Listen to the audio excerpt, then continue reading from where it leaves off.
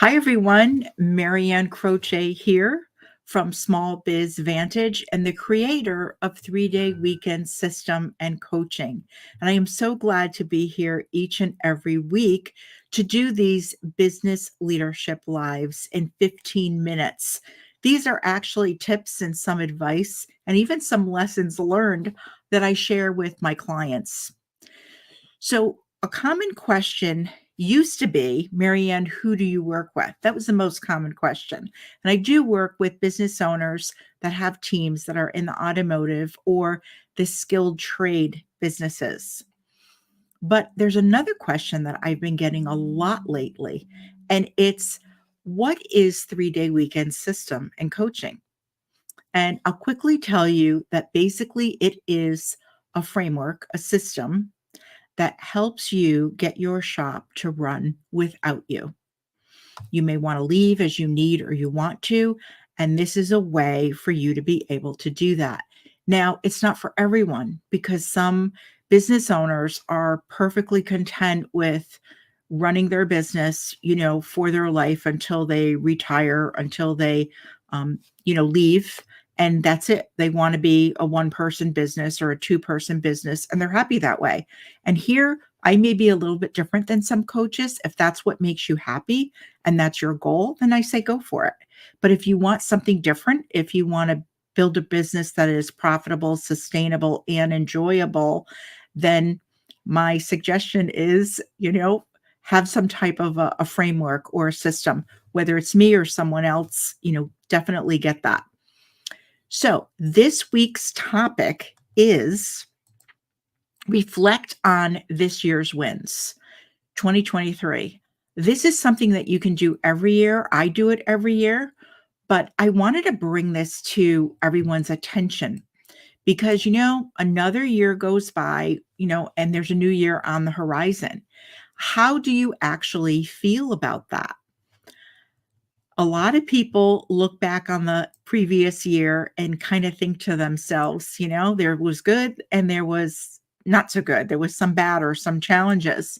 But really, it's the perfect time to do some reflecting on your wins for the year.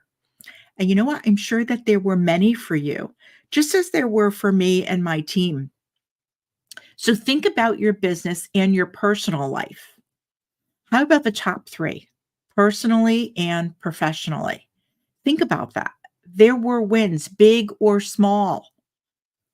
Reflecting on the past year is a great way to prepare yourself for a new year. Everyone has wins, again, right? Big wins, large wins, small wins. Sometimes they're really, really tiny wins, but they are wins. But few remember to celebrate them. A lot of times what owners do, I find, is they have something that they wanna finish or they wanna get through, and it was kinda meaty for them. It took a while, and then they do it, and they just kinda check off the box and say, "Okay, on to the next thing," but they don't celebrate it, and it doesn't have to be, something outrageous, but just acknowledging that and absorbing that for a moment and saying, "We actually did this," or "You did it." Maybe it's something that your team did, but taking the time to do that.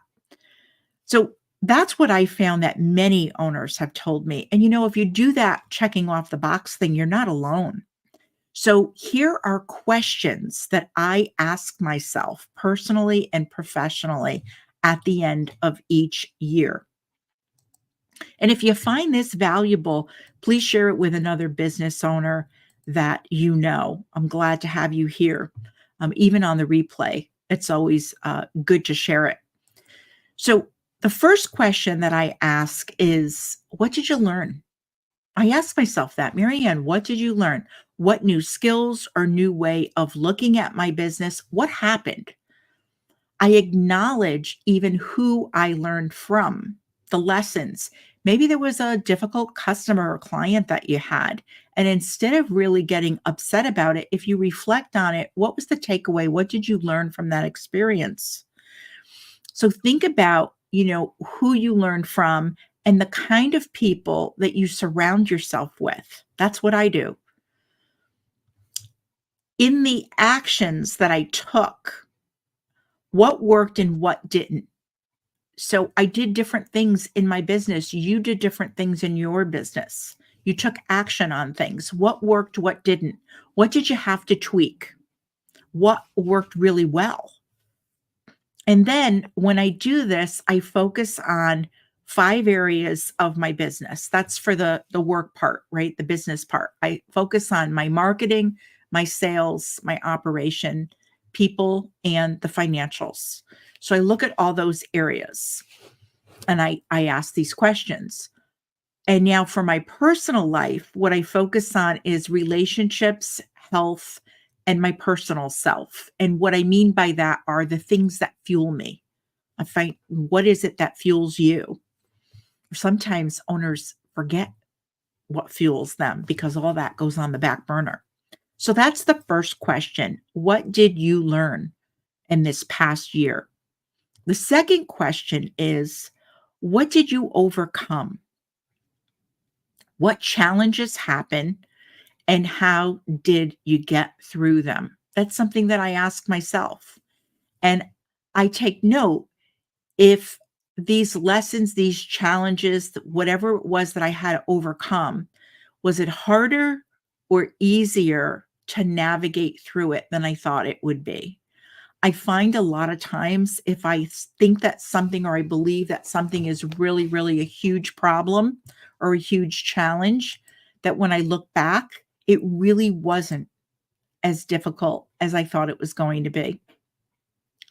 I think about the tools that I use to overcome those challenges. So, what works best for me is looking at my business as separate from me. And that way I can be very objective. I don't get so defensive or take things personally. So, that I find was a really good tool to help with that. So, think back and reflect on the things that you had to overcome. It could be losing a team member. It could be a process that you have, a system that you have that wasn't working. It could be, there's all sorts of things in all those different areas of your business: marketing, sales, operations, people, the financials. So think about it. It's a good thing if you want to re listen to this again on the replay to jot these things down. And the third question is, what did you get better at? So we get better at things that we do consistently.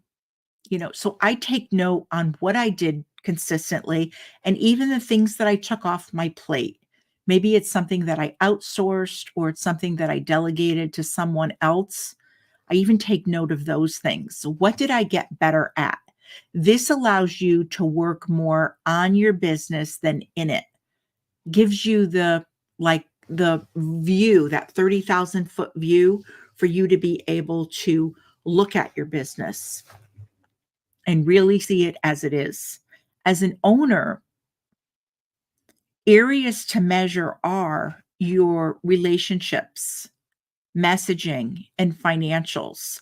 There's all these KPIs for businesses, but when you think about your role as an owner or a leader in the business, how are your relationships going with suppliers, vendors, the people on your team? When you think about work, what's going on there? How are those relationships going? What have you gotten better at?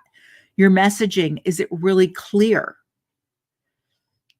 Are you attracting the right kind of customers, the right kind of clients into your business? And do you understand your financials? Do you really know them? Like you can just rattle them off. You understand them and you know them. So what did you get better at? Get crystal clear in those areas to succeed because you'll be able to make better decisions and you'll be able to make them quicker. So when I reflect, I am better prepared to set new goals for the coming year because I really understand where I'm at now. I understand where I was, I understand where I am now, and I have a better idea of where I want to go. So, what happens when you do this, you really gain insights. You're it really reflecting really helps you understand what worked well and what didn't. So, things that you can do in the future, the way to test things out. Celebrating achievements, that acknowledging successes and milestones that you achieve during the year is great to do even with your team. It just puts everyone in a more positive frame of mind.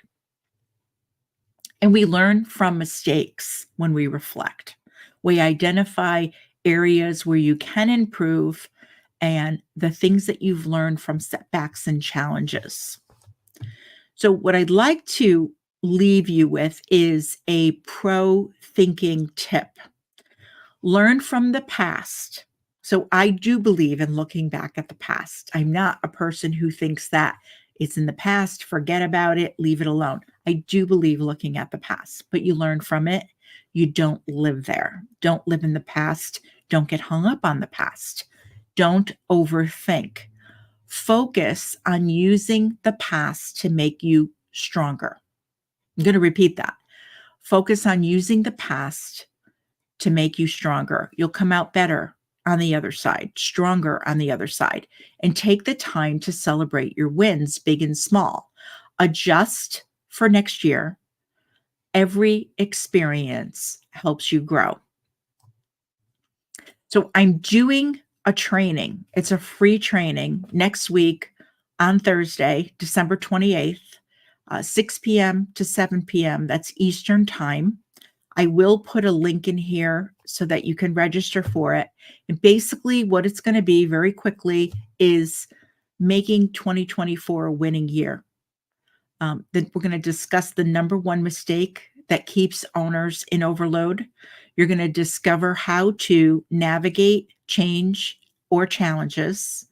And I broke it down into 4 sections: where you are now, what do you want, why you want it, and when are you going to start. And that's it. And we're going to get all that done in an hour so that you can really start thinking about making 2024 a winning year.